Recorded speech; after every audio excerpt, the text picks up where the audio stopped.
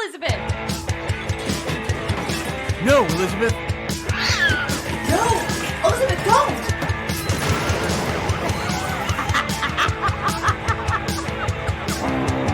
This is Left Unsupervised with Elizabeth Morales, your comedic host that's done it all. Actress, writer, director, producer, hairdresser, bartender, beauty pageant organizer, rock and roll PR expert, talent coordinator, bookkeeper, hostess, makeup artist, wife, mother, and general badass. Now listen as she interviews all of her favorite celebrities, doctors, and entrepreneurs that she's met along the way. This week, Elizabeth is left unsupervised with her guest, Fareen Butt.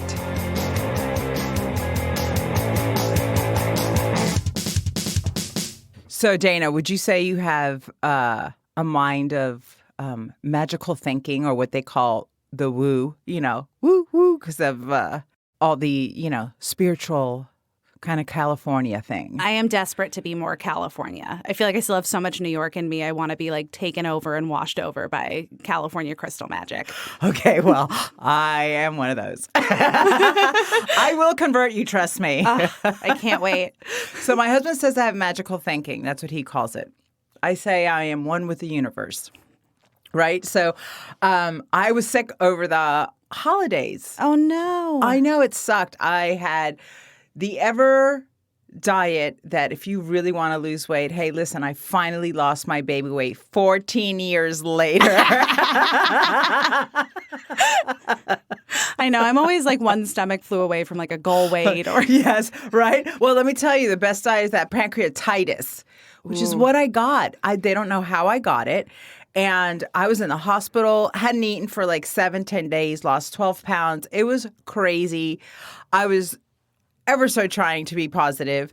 And as I'm sitting in the hospital, feeling sorry for myself, I was like, oh my God, I can't believe day 4. I haven't eaten in 7 days. And then I hear some guy, I can't believe I've been in here 45 days and it doesn't look like I'm getting out. Then I was oh my God. Okay, girl, check yourself, right? So I go home. I'm finally home, relaxed. I go outside, I meditate, I bring my crystals because they bring me such peace and calm. And I come in and I have a full-blown, the room starts spinning. I start sweating profusely. Oh, my God. Can't feel my arms, so I can't move my arms. So I look very calmly to my son and I go, you need to call Dada and tell him to get home and get me a baby aspirin. I think Mom was having a heart attack. Yeah, not to alarm you. Yeah. But your mother might be having a heart attack. And he's like, oh my God, I forgot how to do, what is it? Mouth to mouth, what is it? Like CPR. CPR, because he studied CPR. He's like, Mama, I don't remember how to do CPR. I'm like, no, it's okay. Just call Dada, tell him to come home and get me a baby aspirin. So I'm like sweating, room is spinning. Paramedics. Good on you for being so... I would have been freaking out. Well, that came later. Remember, I just came in from meditating and I thought I was dying. And so the paramedics and my husband get there at the same time and they start putting all these monitors on me, heart monitors, the blood pressure cuff. And since I was outside meditating, they start to like rip my shirt up and, pull my pants down and bam, my smoky topaz falls out. And then, bam, they move my shirt to stick it under my bra, and my clear quartz falls out. So, oh, my God. These paramedics must have been like, okay, let's proceed with caution because rocks are falling out of this woman. She's out of her rocks.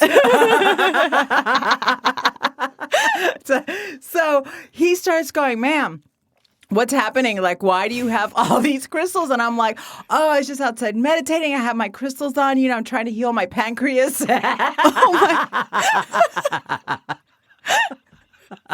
Sidebar, I might be having a heart attack. But it might be a heart attack, too. So can you please check that out? So he tells me, I think you're having a panic attack. And I'm like, I don't have panic attacks. I don't have them. And so another crystal falls out. So he looks, my husband is there. Oh, okay. So your husband's home at this point. He had just gotten there. Wow. And he looks at my husband and he's like, can I talk to you over there? And I was like, I know what you're doing. You're having a parent-teacher conference with my husband right now. I don't have panic attacks, right, baby? Tell him I don't have panic attacks. I meditate.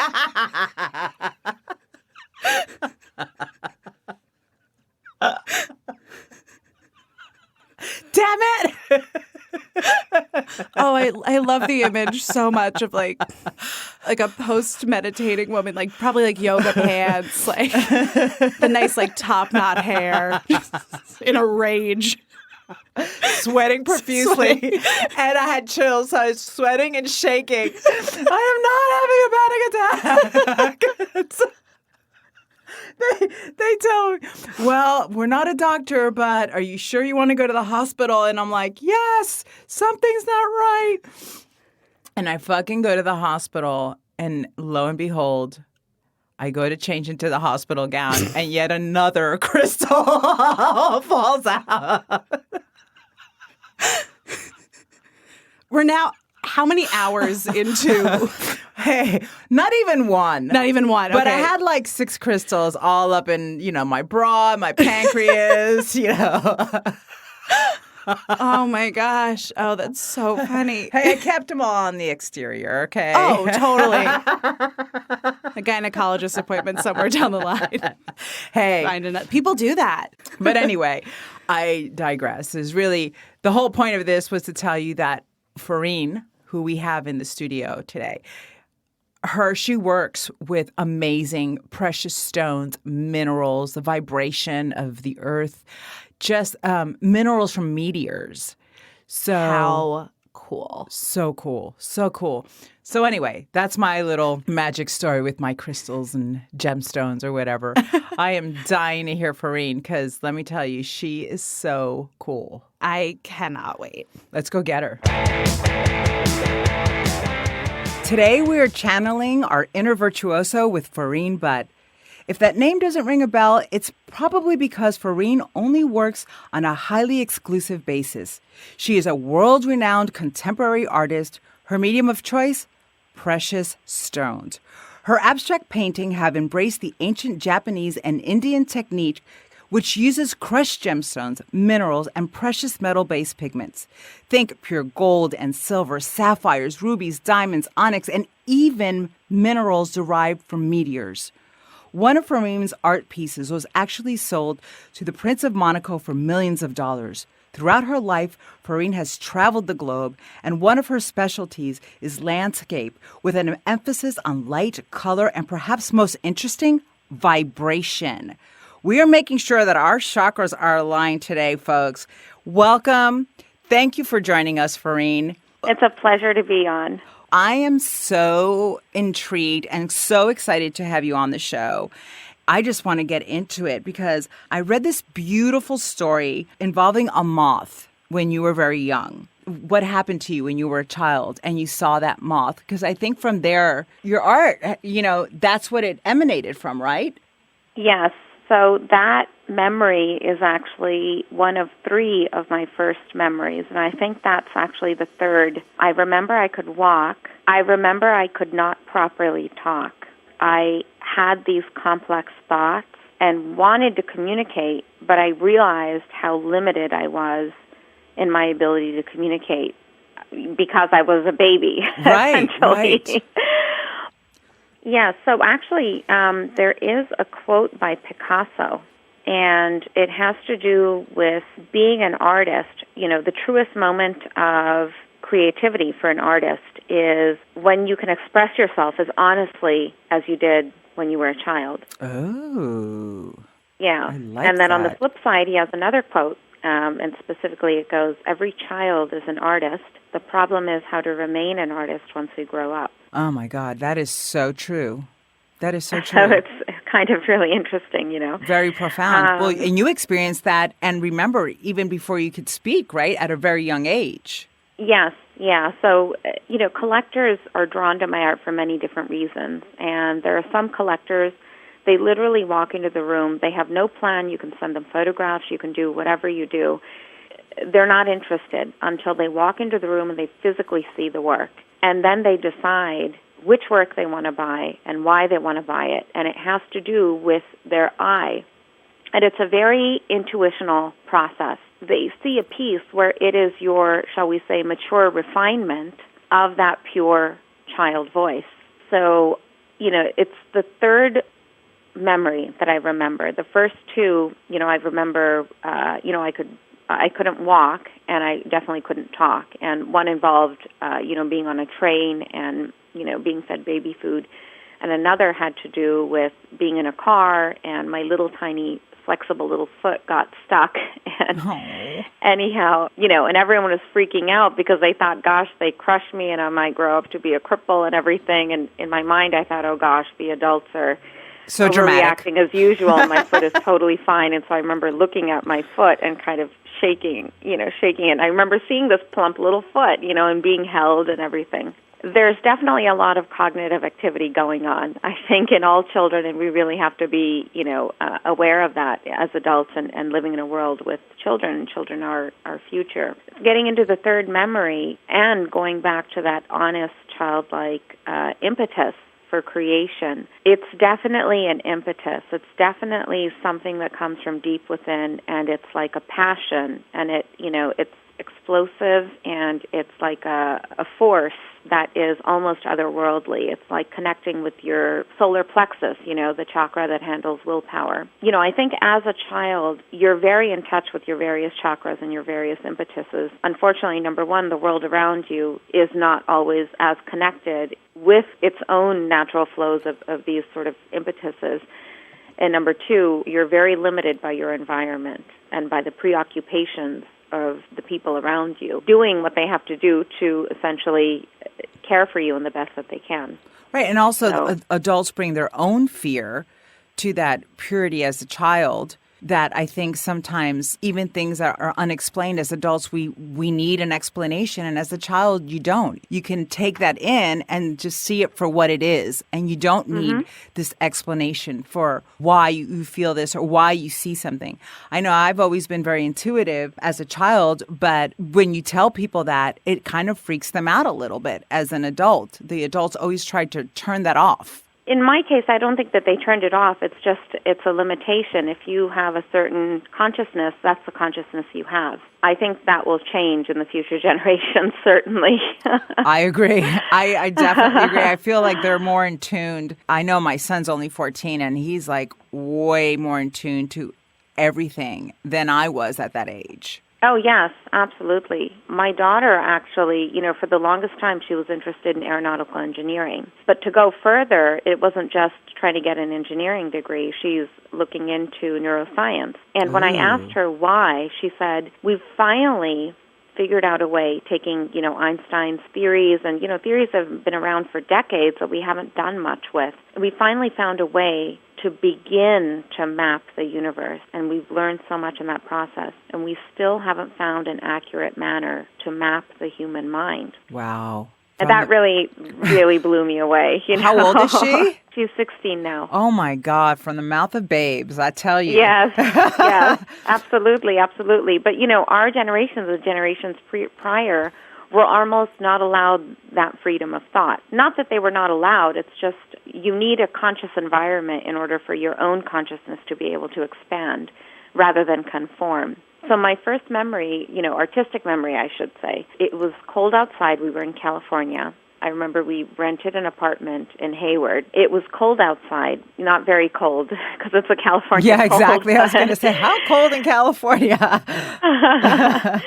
And I saw a moth. Now, I'd seen enough moths and understood enough about moths to know that, it's going to go hungry, it's going to go cold. And I was trying to get my mother's attention and trying to let her know, that there's this important situation, and I was just very sort of emotionally involved with this little living thing that nobody noticed, and so I felt, somehow responsible for its well-being. Then my father comes home, and I pull myself up on his pant leg, and I'm trying to let him know, and he didn't quite get it. So I remember then trying to communicate to them, through a picture, and it was a very rough and rudimentary circle with a very rudimentary diamond shape, and then of course, a very rudimentary triangle being the moth. They didn't quite get it, and I think the moths ended up passing away in the morning. That was my first memory. Now, at that time, my parents didn't really think much of it. They thought, it was kind of interesting, but they didn't think much until I was in kindergarten, and my teachers were adamant that I'll be an artist and that I have sort of visual talent. And then my parents started thinking about it and actually started reading and checking into the cognitive development of a child. I must have been past my first birthday. Yeah. So that, I mean, they were curious then because the level of sort of, say, ability and dexterity was very high. And Were they also artists? Actually, my mother wanted to be an artist, but she came from a very sort of, we're talking about like the 60s and 70s, right, and not in the United States. We're talking about India and Pakistan. These are third world countries that were even more so. You were lucky if you lived in a section of a city that had electricity and running water. And, sewage was not figured out, and it's just a very rustic environment that she came from. She came from a very wealthy family, but it doesn't matter how wealthy you are if you don't have, society hasn't developed up to a certain level, there's still going to be limitations in their understanding. And there were many sort of limitations that were presented to women in this culture. Expression of beauty, expression of your body, and that kind of thing. It can take a few generations sometimes, and sometimes it never changes despite appearances changing. Right, exactly. And so, certainly there are the influences of, these sort of more timeless realities coming into the present day and manifesting in my art today. I find interesting, and I want to talk a little bit about what exactly it means, like when you do your artwork, vibration. Could you expand a little bit on what that means for you? We need to be paying attention to vibrations. We need to be paying attention not only to getting the equation part of a chemical reaction correct, but the vibrational conditions that would cause that chemical reaction. And, it was really interesting. I read a lecture by Stephen Hawking, and to put it very simply, when asked about the origins of the universe, what he stated is that it was a multiple series of false starts, almost like, bubbles, like bubbles seething and frothing in chaotic water. The bubbles come up one after the other, and they keep popping until one may, get big enough to expand. Even the origins of the universe, has to do beyond and before the subatomic particles existed. There needed to be vibrational conditions that could hold and sustain themselves long enough to become solid matter, and so on and so forth. And so, you have various spiritual doctrines and religious books, talking about, quote unquote, the days, or, referencing time periods and referencing, the first, impetus and the second impetus growing into the third impetus. There's talk of light and sound and so on and so forth. These are almost like keys to the complex and immense, and I really believe infinite algorithms that make our universe possible. Well, right, like the earth vibration, and even as humans, we all vibrate, right? Because we're all these molecules. We do, and there's certain frequencies that exist on our planet that are parallels to the human heart. There are other frequencies that exist that are parallel to the mind. More popularly, we know of 7 chakras. Less popularly, you can go beyond that to 22 chakras. I had no idea. Yeah, but we don't explore that simply because even to attain full sort of conscious opening of the 7 chakras is really quite amazing. Well, Fareen, that leads me to my next question is like, how do you know what gemstones you want to use for what pieces? How does that come to you? It is art. I try to capture a moment in the algorithms of the universe. Wow. That's so cool. I just got to take that in for a second. That is so cool. Seriously, because, most people know art, as acrylic or oil or water-based, right? And you use precious stones, because I've seen your work, and it is stunning. And what's beautiful about your work is there's not one look. So let's say if you see it in the day, it has a certain look. If you see it at night, it kind of looks different. If you have a spotlight on it, it looks different. It has all these different feels at different times. Can you explain a little bit like how that process worked for you? You brought back this ancient technique. I discovered it quite by accident.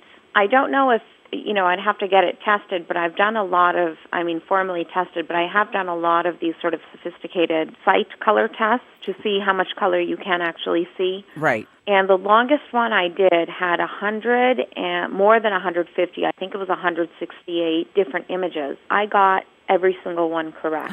Wow. So, I'd have to actually get it researched, but that implies that I may be tetrachromatic. And what exactly does that mean? So it's the condition of possessing 4 independent channels for conveying color. It's a genetic mutation, essentially. Wow. Oh, my God.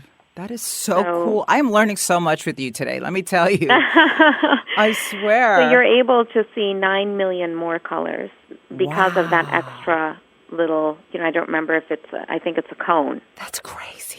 Normally you would have 3 cones. I could be incorrect. I think it's normally 2 to 3 cones. Right. And a lot of people, one of my collectors actually, his wife loves the work, and he is always laughing. He's like, she's going on and on about, this purple, it's red, and it turns blue, and it's this, and it's that, and he always just laughs and says, it all looks gray to me. Well, my husband's colorblind, so that's funny. He only grays and browns and a lot of muted colors look all the same to him.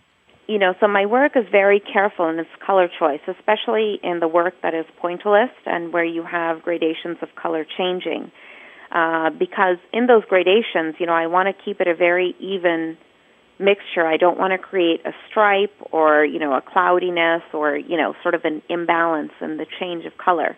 So there was a blue that I saw in a painting of the Stigmata of St. Raphael at the Metropolitan Museum. It had this blue, this glowy blue, and I needed that blue, and so I looked in the various oil painting companies and tried to find it. I wasn't able to find it. So I spoke to someone in the Metropolitan Museum, and they explained to me that this blue is actually not a paint. This painting has not been restored very much. That blue is the original pigment, which going back hundreds of years ago was not a cadmium blue or a Prussian blue or a Winsor Newton, blue. It's actually a crushed mineral, and that mineral is lapis lazuli. Oh, I love that stone. Now, which means the stone, even at a finite granular level, the particle is not reflective of color. It's refractive of light, which passes the color contained in within. That's why the blue looks glowy blue. Oh, so, my God. I went online, I looked for lapis lazuli, I found it, and I used it in the painting, and that opened up a Pandora's box. Then it's like you can go after minerals that are shimmery, minerals that you would never guess are minerals. They are dead in color, very much like paint. Right. But the beautiful thing about them is that they have a greater color variance and a greater reactivity to light. So they may not sparkle or shimmer. It's a really sort of lovely kind of an application. And then I started using cut gems, getting numerology and such involved as well, which, that little discovery of the lapis lazuli literally opened up like a limitless Pandora's box. Do certain stones give you certain feeling, or is it based on each piece that you do? Like, how do you decide if you're going to use diamonds or rubies? Is that something that you just let it just goes through you, or do you think about it beforehand? It's a balance between an aesthetic decision, right, and a energy decision. Okay. So, we like to think what we think, about whether gems and minerals actually have an intrinsic vibrational quality or not. There's been many studies done on it. It hasn't been proven enough that one can say, cite 10 scientific journals. But I will say this, the Natural History Museum in New York is one of the most extensive gem and mineral collections in the United States. It's a public display of a much larger private collection, which was owned by J.P. Morgan, I believe still maybe, and the Tiffany family. And they hired a curator that was a little bit off the wall. They didn't hire someone buttoned up that you would expect servicing families of that level at the time right, that they did. They hired a guy who for decades, he's German, named Kunst, for decades just traveled the world and studied different cultures and their relationship to gems and minerals and their individual, numerological, and then as a collective consciousness as a society, their beliefs of the vibrational